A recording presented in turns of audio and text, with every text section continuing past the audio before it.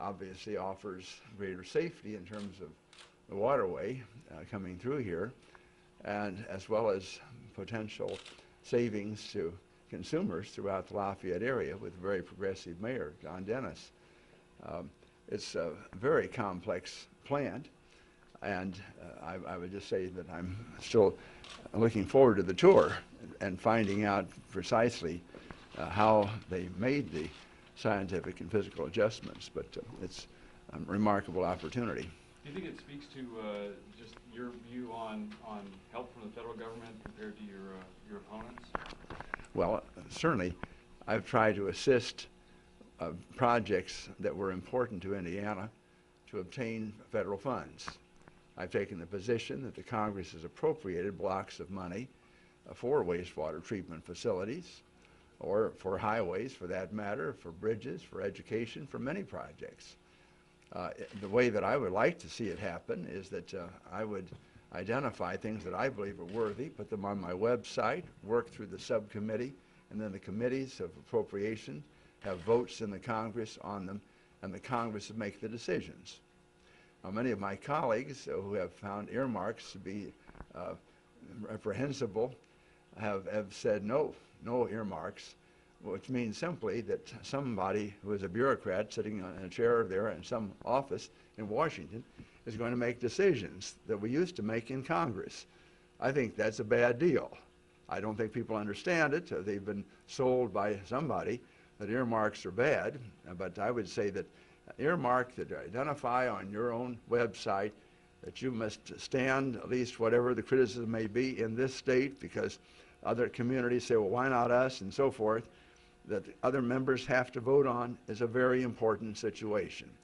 And so I make no apology for being a very strong proponent of projects in this state that I believe have merit and have done a great deal to serve our people. Senator, obviously the primary election is tomorrow. Yes. And I'm sure that's probably on your mind. How are you feeling? I mean, the recent polls show you 10 points behind Murdoch. How are you feeling going into this primary election tomorrow? I've pointed out that I believe a large majority of Hoosiers, if they could all vote in tomorrow's election, would elect me. I think that is demonstrated by polling that Democrats, Republicans, right apart from our campaign, have done. So my appeal has been that all the citizens of Indiana who are interested in my continuing to serve our state come out and vote tomorrow. I would prefer they had voted already by absentee or in person, but nevertheless, tomorrow is a good opportunity. And if they come, we will win. Now, the turnout is the key issue. We've had over 900 volunteers making over 1.4 million calls during the course of the last 8 months. And they are now concentrating on turnout, and turnout is key. Okay. Are you feeling any better today than you were on Friday when you were calling for help? Yes, because people are responding, and that's very important. We've had a great number of groups around Indiana indicate that they are not only calling their members, but on some occasions actually putting them in buses and taking them for early voting so that we know they have voted. That's extremely encouraging. Are you surprised with how this election has turned out? I know when you visited the university about 2 years ago, maybe a year and a half ago, you spoke to some students, kind of mentioned a lot of the new people coming into Congress kind of had different ideas than some of the people who had been there for a while. Mm-hmm. Were you kind of expecting that kind of new push would continue? Well, I expected 2 years ago that we would have, at least within Indiana, groups of people who claim that they are very conservative, and as a result were determined to force an issue of a one-on-one contest. They claim that my colleague Dan Coates had 3 or 4 opponents that split the vote of those who were of their persuasion. He got 39% in the primary and won a big general election victory. So that's not going to happen to you, Lugar. It's going to be one-on-one, mano a mano. And so in any event, why they have pushed it to that point in various ways. And I knew we had a contest then. I know we have a contest now. What I'm suggesting is that if Hoosiers, in fact, want to be represented by someone who has the experience of dealing with world leaders every day of the world and has for years, who has been involved in providing security through the destruction of Soviet Union weapons for 20 years, continuing today, that has the background to write farm bills on the Ag Committee, then they will vote for me.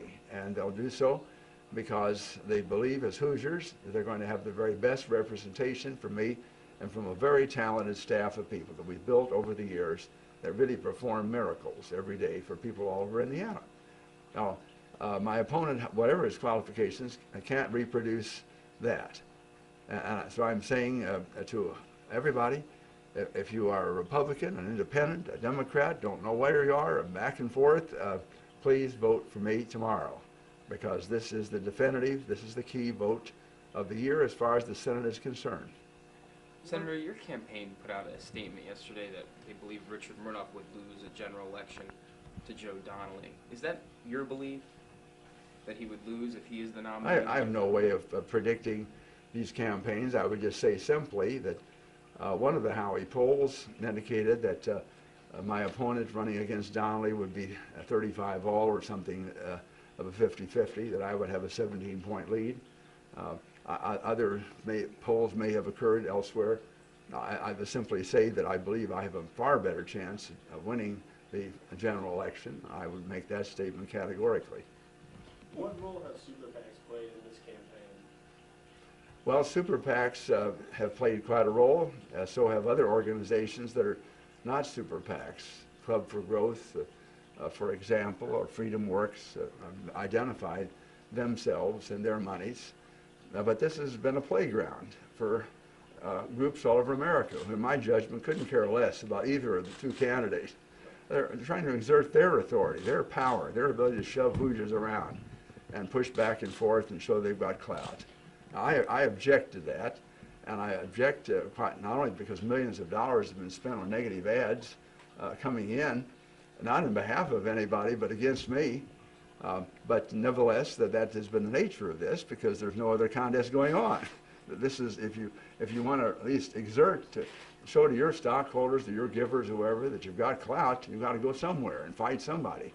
And unfortunately, we happen to be in harm's way of this. Is it a coincidence that you're in West Lafayette today, the day before the primary? Are you making a call to the voters here? Well, through your intervention, we will do so. We're in many places today, but we've had opportunities already in Benton County this morning to talk to 50 or 60 farmers, and we are very hopeful that they will spread the word. We've been very close to agriculture. We talked about agriculture almost exclusively this morning. We'll be moving on to see Mayor McBarnes in Frankfurt. We'll see other mayors during the day because we have 55 mayors who have endorsed my candidacy. I'm grateful to them, and these are leaders in their communities, and they know they can count on me to be supportive of them as I have been and will be. So it's a very, very strong tie, and this is a good opportunity to thank them. Senator, on the Club for Growth, it seems like they are going to outspend both campaigns in this race. They spent a ton of money. Mm-hmm. The fact that it's run by a Hoosier, Chris Chicola, I mean, does that have any personal effect on you? I mean, I'm very surprised that Chris Chicola would take that position. We were good friends, I thought, during his service in the Congress, and so it comes as quite a surprise, maybe even a shock. Now, I don't know whether Chris needs a job now or what his problem is, but it certainly is not the way he voted when he was a congressman. He's, talking about flipping. This is reverse course almost 180.